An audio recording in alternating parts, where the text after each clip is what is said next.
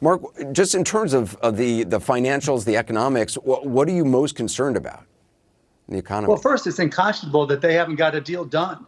I mean, every single day that there's delay, more businesses close, more people get fired and laid off, and they're not coming back. And so, we need to get that deal done first. Second, we have to worry about the process of getting money into the hands of individuals and to small and medium-sized businesses. I mean, whenever we get that deal done, we still have to get the checks into people's hands or the direct deposit into their accounts. Who knows how long that will take? The Small Business Association, I've been helping them. Administration, they've been working hard at this, but it's still going to take some time. So every delay, you have to add 3, 4, 5 or more days to it. And so we need something done now, immediately.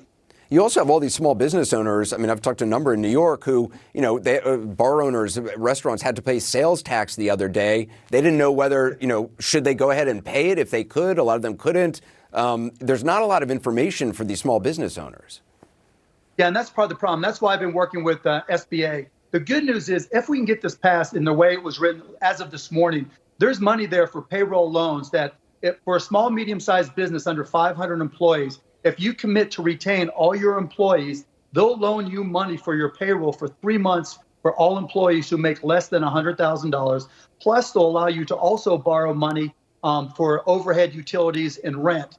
And if you retain all those employees to the end of the period, which looks like it'll be 3 months, they'll forgive all that. So the point there is if small businesses can hang on, the money will be there to help them and to get them through this transition period. But if we don't get the legislation passed, it doesn't matter. And it's crazy that they're over negotiating, knowing every single minute businesses close.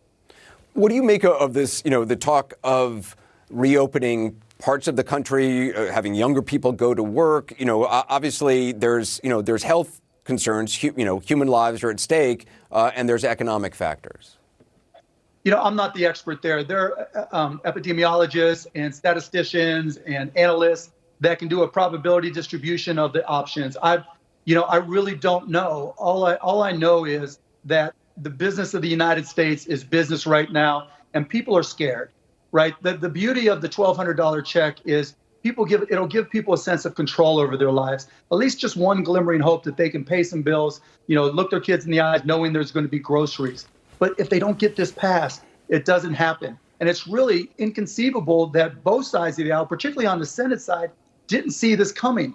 We're talking about this now when it's no shock that we could have been talking about this 2, 3, 4 weeks ago and no one stood up. The enemy of progress is perfection. We don't need a perfect deal. We need a done deal, Anderson.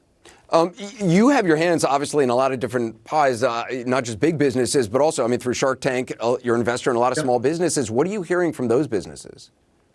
Terror. I'm asking the ones that are really struggling to hold on for this SBA loan program. I think that will get them through, but they're really worried. They don't want to lay off any employees. And so they're nervous because there hasn't been any real information coming to them.